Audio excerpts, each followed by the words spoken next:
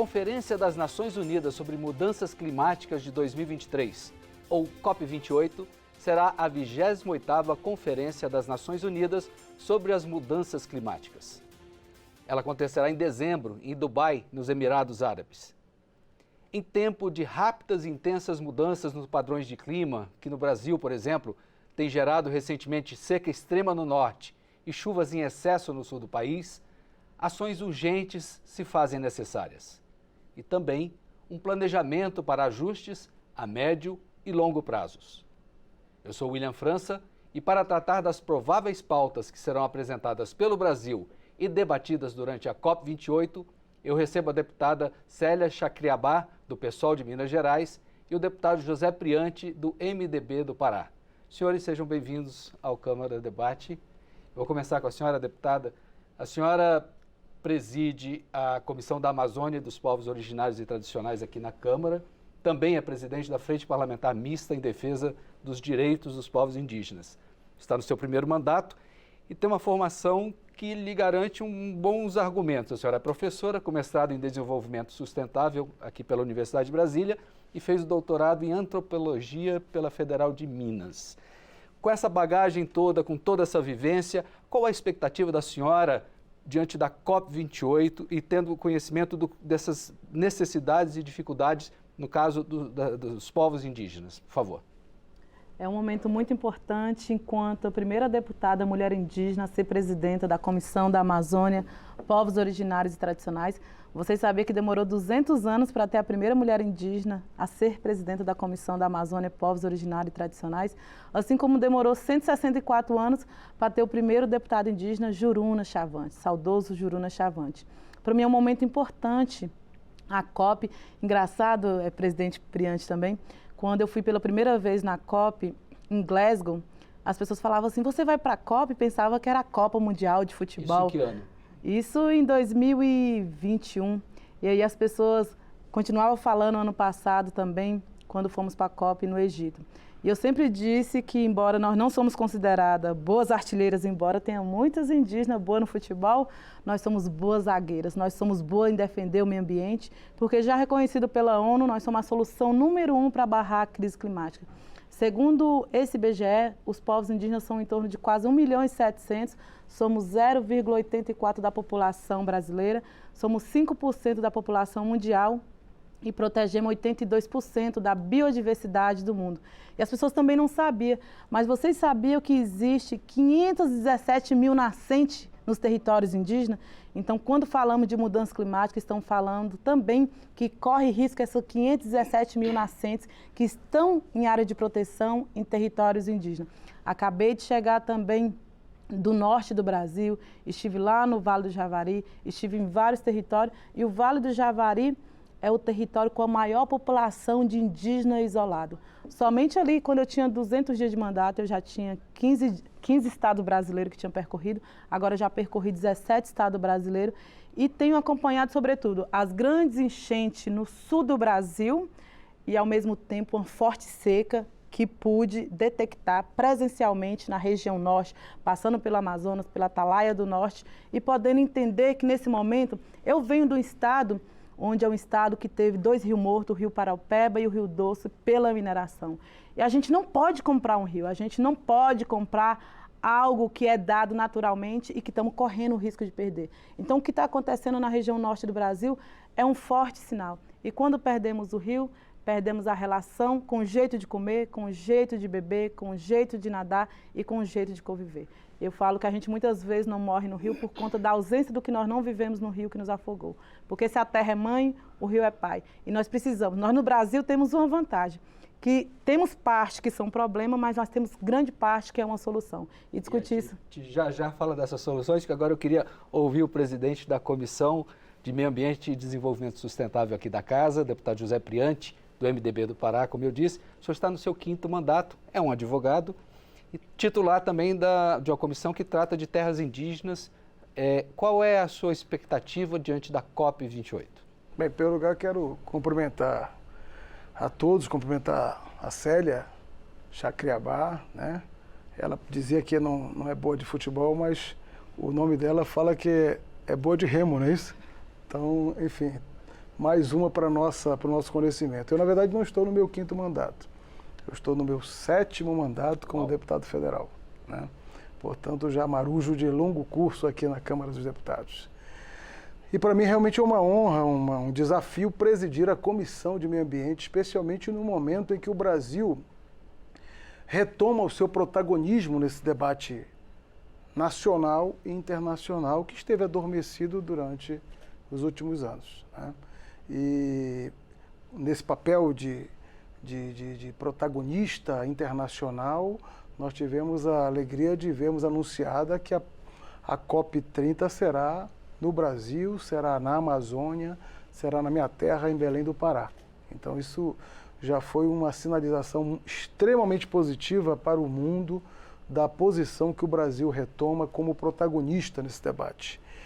E estamos aí na antessala da COP30, teremos a participação na COP28, o Brasil se organiza para levar a sua posição perante os grandes temas internacionais. Teremos aí um debate que eu estou curioso para participar, entender, visto que um dos principais temas que nós discutimos hoje é a transformação da matriz energética do planeta, e vamos visitar e realizar uma COP onde a base da produção energética é o petróleo. Que vai na contramão desse discurso que foi pactuado no último encontro de Paris.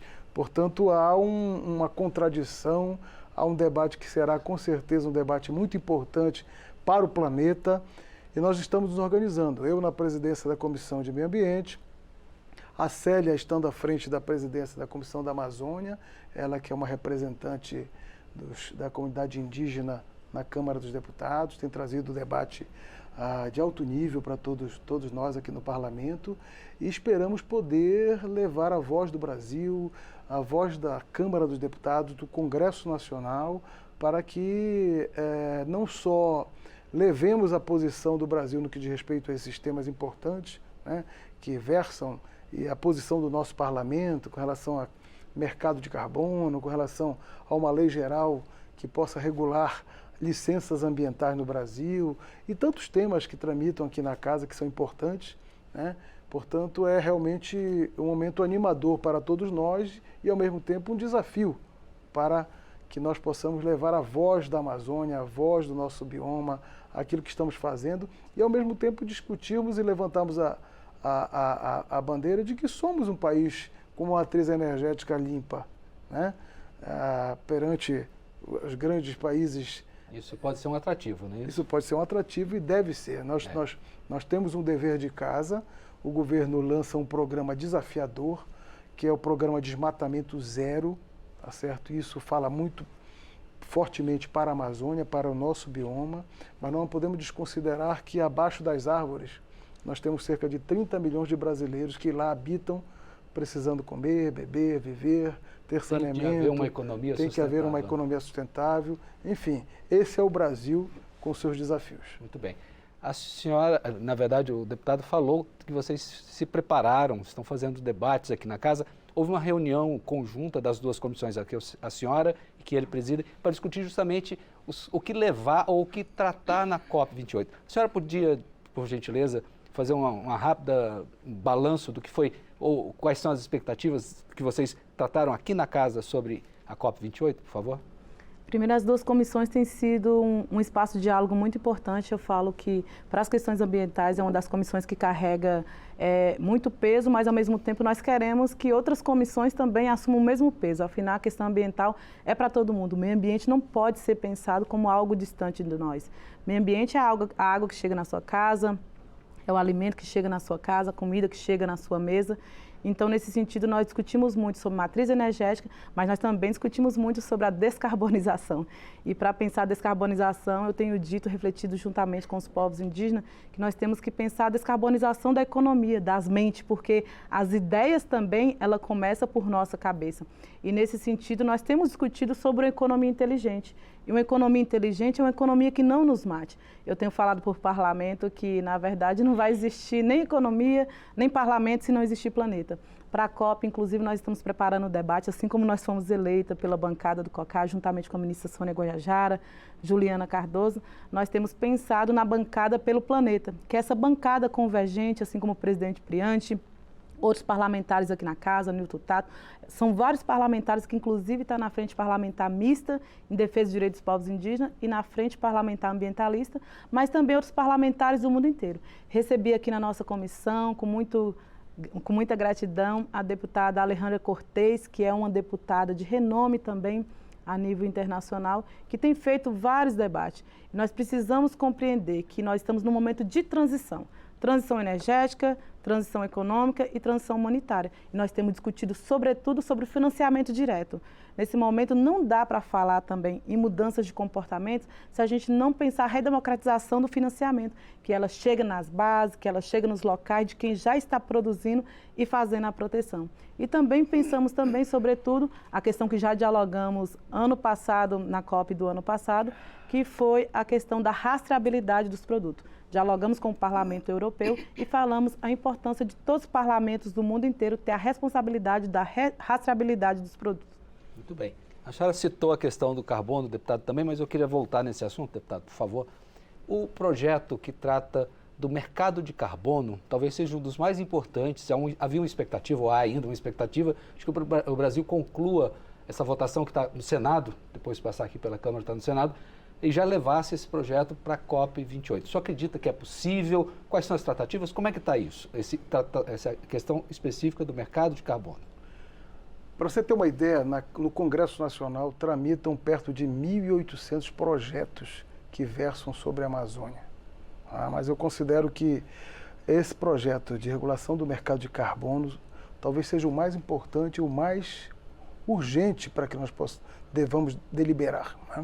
Já tramitou na Câmara dos Deputados, hoje tramita no Senado, mas ele requer uma certa urgência. Eu acho que seria extremamente oportuno se pudéssemos chegar na COP28 com esse projeto resolvido, com uma lei definida para o Brasil. Até mesmo porque a União Europeia já sinaliza para que em 2026 as suas fronteiras tenham o controle de produtos, né, que sejam originários de países que já tenham a regulação do mercado de carbono ou não. E nessa mesma esteira os Estados Unidos, o Reino Unido, o Japão. Então há uma necessidade de se fazer, passou a ser algo comercial. A produção do aço, a produção do minério, do fertilizante, né? Enfim, todos terão que passar por essa fronteira para provar as origens de como está sendo executada essa industrialização, né? E aí o Brasil precisa efetivamente se posicionar, não basta apenas resgatar o protagonismo, o discurso internacional, né? Nós precisamos ter uma lei que possa regular o mercado de carbono para facilitar. Os exportadores estão preocupados com isso, porque os exportadores sabem as consequências. E está iminente, né? Essa mudança na União Europeia, por exemplo, parece que tem anos. Estamos na porta, 2026, tá certo? 2026 a União Europeia já estará fazendo o controle das suas fronteiras para isso. E para você ter uma ideia, aqueles produtos que chegarem na fronteira da União Europeia, que não sejam originários de países que tenham uma regulação definida, estarão sendo tratados como os piores produtos, naquele percentual de 10% do planeta. Então, perderá completamente a sua competitividade, né? Aí há quem questione, mas isso vai encarecer a produção? Mas nós temos mercados que nós vamos enfrentar, como a China, a Índia. Então, há uma necessidade de darmos um passo no sentido de termos uma lei que possa regular definitivamente isso. Hoje o que existe são mercados voluntários que efetivamente não correspondem com o regramento nacional de um país que se dispõe a ser protagonista nesse debate, a sediar certo encontro internacional em Belém do Pará em 2025. Nós temos que estar na vanguarda dessa legislação, não tenho dúvida disso. Muito bem. Deputada, a senhora citou com alguma preocupação as questões econômicas e os senhores lembraram que é preciso movimentar e organizar a economia, até porque as portas vão se fechar para aqueles países que não se ordenarem. Há uma discussão de que o Brasil é o grande mercado, ele tem tudo para ser o protagonista disso. A gente tem uma matriz energética limpa que pode gerar hidrogênio, enfim, todas aquelas questões todas. A gente está fazendo o dever de casa. Como é que a senhora vê dentro do parlamento e representando a comunidade indígena, como é que a senhora avalia que nós estamos sim fazendo o dever de casa, temos condições de nos apresentarmos como esse país que pode resolver ou amenizar essas questões climáticas no mundo? Eu acho que nós temos uma grande capacidade, nós povos indígenas já estamos fazendo isso, somos 82% que somos guardião da sociobiodiversidade, mas acreditamos que o parlamento tem uma responsabilidade, assim como o presidente Priante citou, no caso das populações indígenas, que no Congresso Nacional tramita mais de 1.025 projetos de lei. E quando falamos de questões indígenas, nós também estamos falando de questão ambiental. E, sobretudo, nesse momento, nós estamos discutindo porque queremos pensar uma matriz da economia, sobretudo comprometida com as questões ambientais.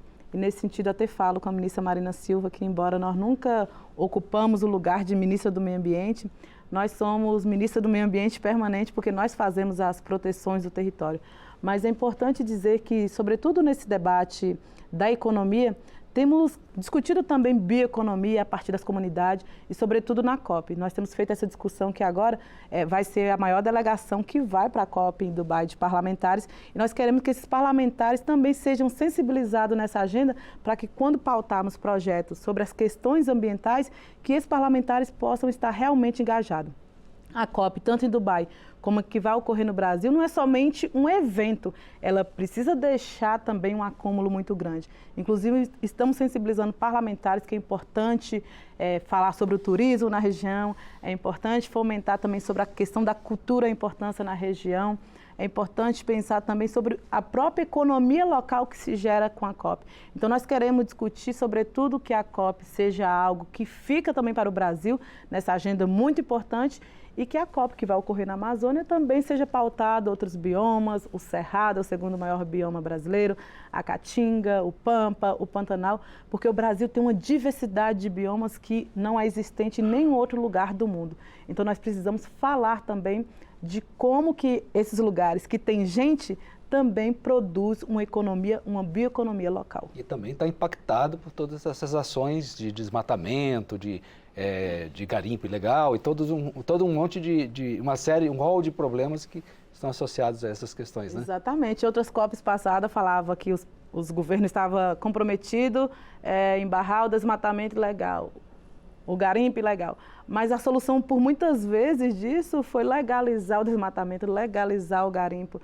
E hoje, na bancada que eu faço parte do PSOL, nós temos um projeto de lei que é sobre tipificar o crime de ecocídio. O que aconteceu em Brumadinho e Mariana, matando 2 rios, é crime de ecocídio. Mata o nosso jeito de viver, o nosso jeito de pensar. Então, nós precisamos temos um desafio, mas precisamos levar essa pauta com seriedade, que é em romper com esse desmatamento ilegal, que é responsável por um dos maiores conflitos também em várias regiões do Brasil. Muito bem. A gente já está caminhando para o nosso final. Antes, porém, eu queria saber do senhor, deputado. O senhor, como ressaltou, o senhor é de Belém e que vai ser a cidade sede. Qual a expectativa enquanto cidadão da cidade? Que Belém está preparando ou está se preparando para receber um evento dessa magnitude? Existe um profundo entusiasmo, certo? Com a Amazônia, com o portal de entrada da Amazônia. Belém, que é a capital clássica da Amazônia, por onde, vamos dizer assim, as civilizações se encaminharam. Foi por ali que a história adentrou na nossa geografia política nacional, e a Amazônia precisa, o mundo precisa respirar os ares amazônicos, né? Hoje o presidente Lula tem reforçado muito essa tese, que a Amazônia é uma palavra doce, né, na boca de todo mundo, mas é preciso se respirar, se entender como é que funcionam as nossas peculiaridades, as nossas particularidades, né? Eu costumo dizer que a concepção de espaço na Amazônia é completamente diferente do mundo inteiro, né? As distâncias são impeditivas. Eu falava ainda há pouco no encontro que eu tive, inclusive eu, Célia, com o conselheiro da ONU na União Europeia.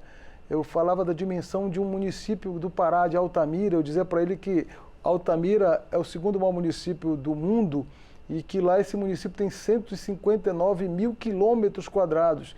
E ele se assustava, ele dizia, o meu país, a Áustria, tem pouco mais de 50 mil quilômetros quadrados. Cabem 3, né? Quer dizer, então é maior que a Inglaterra, só o município de Altamira, o município de São Félix do Xingu, que é o segundo maior município, nós temos lá cerca de 12 mil quilômetros de estradas municipais. Então, os desafios são enormes, as dimensões são algo impeditivos. Então, esse é o tamanho da Amazônia. Esse é um retrato dos nossos problemas, da nossa dimensão, mas também é o retrato da solução. É o retrato, nós temos um tamanho para solucionarmos muita coisa no planeta, mas nós não queremos, esse é o sentimento do povo paraense, que a COP chegue só com um discurso.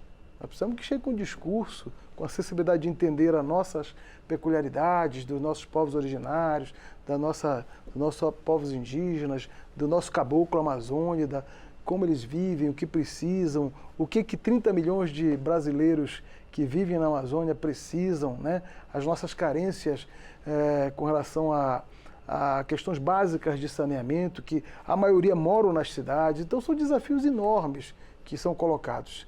Mas, realmente, a realidade do impacto nessa questão climática, as transformações climáticas, só concluindo, não são apenas um discurso de ativista. Hoje nós estamos diante de uma realidade em que a voz da ciência já vem alertando a humanidade, né? É muito triste para um indígena, um caboclo, chegar à beira de um rio e não ter água. Mas essa é uma realidade que nós estamos vivendo e respirando hoje na Amazônia. Né? É assustador. Quer dizer, no início deste ano nós vimos a seca no Rio Grande do Sul e ao final do ano enchentes. Então, sim, foi um ano dramático para o sul do Brasil. Então, essa é uma realidade que nós estamos debruçados. Nós precisamos tratar com a devida responsabilidade, tá? Precisamos buscar investimentos, tá? Precisamos que o mundo não faça apenas da Amazônia um discurso, mas que possamos ter, além do discurso, o recurso para que possa ficar um legado em Belém, na Amazônia, no Brasil, para que essa pauta não passe apenas com uma virada de um calendário, que possa ser marcante, possamos tomar decisões importantes. Essa é a expectativa do Amazônia, essa é a expectativa do belenense. Muito bem, muito obrigado. Deputada, essa questão da COP30, que ainda vai vir daqui a 2 anos, ela é uma questão internacional, mas o que a senhora pensa que dá para trazer para esse discurso interno? Olhar para as comunidades indígenas no Brasil, diante disso esse cenário que o deputado explanou aqui? Sobretudo, nós estamos dialogando sobre a participação da sociedade civil. É um lugar onde é pouco participativo e no Brasil nós temos a oportunidade de dizer que nessa Amazônia tem gente. Nós falamos que as pessoas elas só amam aquilo que elas conhecem. E é uma oportunidade das pessoas conhecer a diversidade de lugares onde tem rio, mas as pessoas ainda não têm água potável. Tive na região onde as pessoas, a acessibilidade de telefone ainda, sinal de internet, ainda é um desafio muito grande com a mobilidade. Então é importante dizer que na Amazônia os territórios são rio-itório, mar-itório, para pensar esse lugar tão diverso onde é os caminhos da Amazônia. Pensar na diversidade alimentar, como que é pensada a partir dessa, eu falo, soberania alimentar, dessa alimentação de um lugar. E dizer que, no âmbito internacional, as pessoas precisam estar comprometidas com isso. Eu falo que, nesse sentido, nós temos um desafio muito importante, que é de pensar, porque nós, ao mesmo tempo que estamos no aquecimento global, o planeta está cada dia mais aquecido, mas as pessoas estão a cada dia com o coração mais gelado. Nós temos um desafio importante de desaquecer o planeta para aquecer o coração. E nesse de desaquecer o planeta, nós temos essa responsabilidade, sobretudo de pensar, assim como falou, não é mais discursiva, não é uma questão de ativismo, nós não temos para onde ir embora. E nós pensamos que a economia mais inteligente, a economia civilizatória do século XXI, vai ser uma economia que não nos mate. Nós queremos pensar em bioeconomia, mas queremos pensar em bioeconomia onde povos, comunidades tradicionais, onde o meio ambiente seja pautado na cidade. O meio ambiente não é só a mata, não é só a Amazônia pensada no bioma. O meio ambiente somos nós temos essa responsabilidade. O que for bom para você, vai ser bom para nosso filho, vai ser bom para a futura geração. Somos a última geração a poder fazer alguma coisa para barrar a crise climática. A boa notícia é que a hora é agora. Muito bem. Senhores, gostaria de agradecer a participação aqui no Câmara Debate, nosso tempo se esgotou. Deputado Priante, deputada Célia, deputado Muito obrigado pela participação. O Câmara Debate conversou com a deputada Célia Chacriabá, do PSOL de Minas, e José Priante, do MDB do Pará, sobre a Conferência Climática das Nações Unidas, a COP28. Você pode assistir a este ou a outros programas em nossa página na internet, câmara.leg.br, ou em nosso canal no YouTube. Obrigado pela audiência e até mais.